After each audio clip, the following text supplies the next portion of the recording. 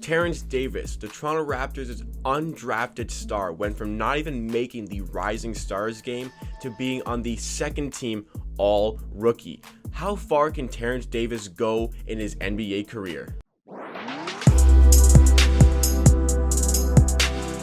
Welcome to Amateur Hour Sports. Today we are talking about TD2, Terence Davis, a guy who had some contributions to the Raptors over the course of the playoffs, was good during the year. How far can he go in his NBA career? What is the ceiling for this guy after being undrafted? I think this guy got better as the season slowly wore on, but I think he's got potential in the NBA. Before we get started, we just hit 500 subscribers on this channel. I'm very thankful for everybody who hit that subscribe button. And if you are new to the channel, you like what you see, you want NBA content with a focus on the Toronto Raptors 4 times a week, make sure you hit that subscribe button. But on to the topic at hand. Terence Davis. This season, he averaged 7.5 points per game on about 45% shooting and 39% three-point shooting. He also added about 1.6 assists and 3.3 rebounds to those tallies. A decent season for the rookie who went undrafted out of Ole Miss. So why did this guy go undrafted? He's a second team all rookie.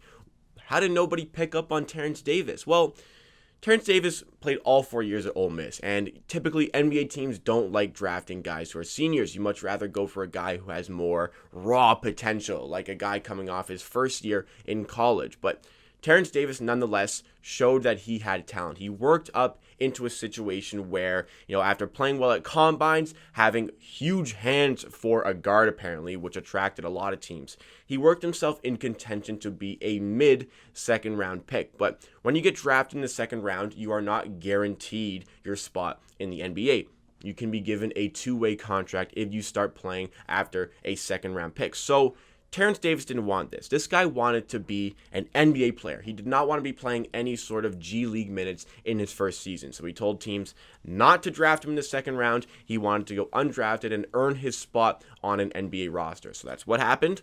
Nobody drafted him to the NBA. So he went into a free agent market basically. And some teams, they let him play some summer league minutes. He played a bit for the Nuggets, and there was interest from teams. But still, nobody wanted to give this guy that NBA spot. He got a bunch of two-way offers until finally, the Raptors scouts were at it again. They offered Terence Davis his spot on their NBA roster, and he snapped up the opportunity and came in.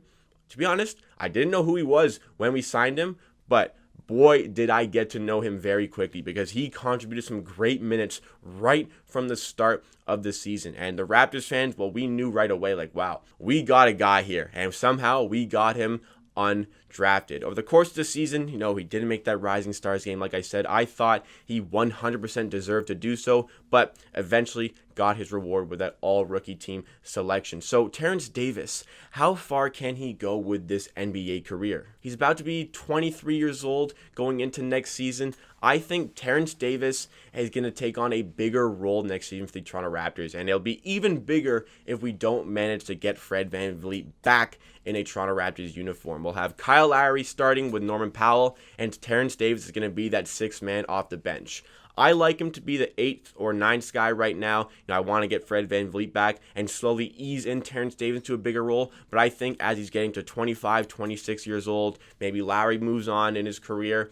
I think when Lowry moves on, that is when Terence Davis is going to take that next step and grow into that six-man role. Maybe we'll start Fred VanVleet and Norman Powell. At least that's what I want to happen. And we'll have Terence Davis backing those guys up. I think Terence Davis brings a lot to the table as a guy who can play a point guard. He's a decent facilitator. I think he needs to work a little bit on his passing, but a great shooter, somebody who is a good scorer, and a decent defender as well. I think he gave some decent minutes in the playoffs for the Toronto Raptors, had some situations where he wasn't quite as good. He did struggle in some games, but for the most part, I think he was underutilized a bit in the playoffs. I think that he gave some decent minutes against the Celtics. He gave some good minutes against the Brooklyn Nets.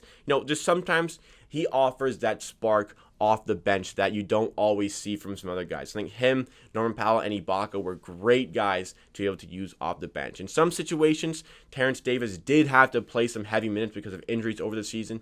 The Toronto Raptors had a host of injuries that they had to deal with all season, which allowed Terence Davis to get even more minutes and grow into a different player. He started 4 games for the Raptors this year, and that is great for somebody who went undrafted. I think a lot of Raptors fans may be saying, before the season started, maybe they hadn't heard of this guy, but we learned very quickly what he brings to the table, and he brings an outside scoring threat, something that is needed off the bench, just brings a different dynamic to the game. The Raptors scouts did a great job in the offseason finding these hidden gems yet again to contribute to the team, like the Terence Davis, like the Matt Thomas. These guys, nobody wanted to draft. Nobody wanted to give that NBA contract to Terence Davis. And there's probably 29 teams in the NBA scratching their head thinking, how the hell did we not see what this guy was offering? And maybe it was the Raptors who are so good at developing these sort of players.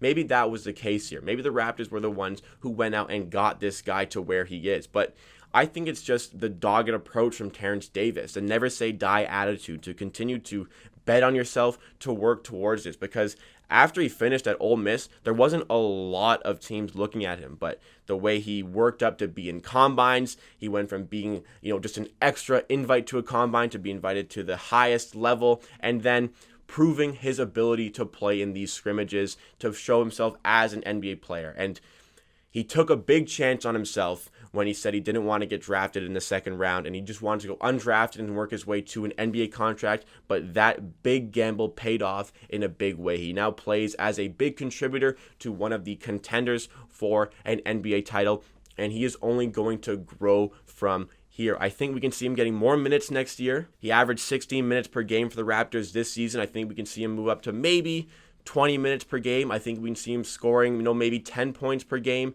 I would really like to see that 1.6 assists per game just get a little bit upgraded. I want to see him improve in that regard to be a bit of a better facilitator from the guard position. I think he has the capability to do that, especially being a bit more experienced. Even though it's his second season, already at 23 years old, I think he can definitely do that. But still, playing in the NBA is completely different from playing in college, even if he did play those 4 years. So still learning the professional game, and I think he's adapting and learning very quickly. And now that we see him playing in that bigger role for the entire season instead of coming in very small pockets, very small amounts of minutes at the start of the season, we're going to see what he can truly bring to the table. Over the course of his career, I think that the ceiling for Terence Davis, I think the absolute ceiling is being a starting shooting guard on a mid-tier team. Not being the main guy on offense, but being the starting shooting guard, contributing points for a mid-tier NBA team. I also can see him being the sixth man on a contending NBA team. I think he can develop into a guy who's being that spark sixth man off the bench for a high seed in the NBA. I truly think he can develop to that point in his career. Just the way he's already shooting 39% for a rookie, that is very good. Typically, the efficiency of a player comes as they age. As they get older, they start to take better shots. They start to get more efficient. But Terence Davis already shooting 46% from the field and 39% from three. Those are very, very good numbers for a rookie, and it shows what he can grow into as he gets more touches on the ball, more shots. He can make better decisions, and he can thrive even further for his NBA career. He has 1 year left on his contract. He's not making a lot of money.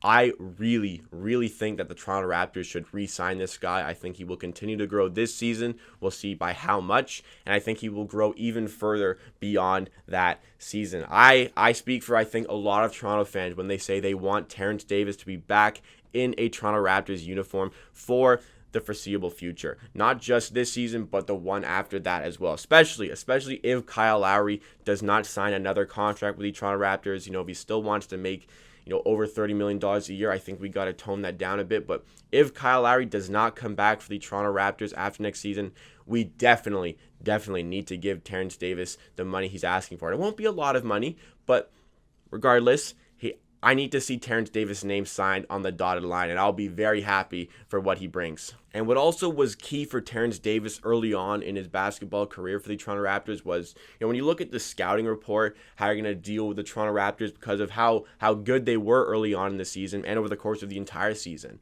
When you looked at the scouting report, you looked at, the big names like, Kyle Lowry, Pascal Siakam, Fred VanVleet, and whatnot. If you look on the bench, maybe you're looking a bit at Matt Thomas because you know how lethal of a shooter he is. You're looking at Norman Powell. One guy you probably weren't prepared for is Terence Davis.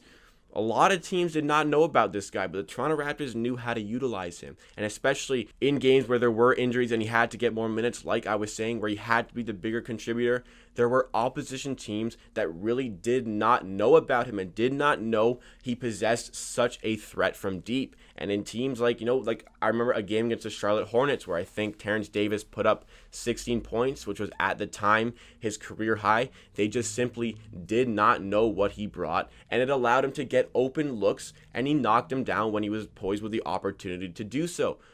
Terence Davis now won't have that surprise factor to his game, but I think he can still push on and continue to thrive, develop things about his game, become a bit of a better defender. His defensive rating over 100 possessions this season was 106. His offensive rating, if you're curious, is 111. And those are good numbers, but I think both of those can get even better and make him an even bigger contributor to a team like the Toronto Raptors. Because if the Raptors aren't the ones re-signing him after the contract, somebody else will, because he knows and other teams know how good he can be, and they see this potential. Even though he's already 23 years old, they see this potential he can bring to their franchise. So to wrap up, my take on Terence Davis for what his ceiling is, I think he can be a starting shooting guard on a mid-tier NBA team or all the way up to a six-man on a contending NBA team. I truly think he can reach those levels. I think we're looking at probably the most likely scenario is that he is a 6th or 7th man on a mid-tier to a contending team.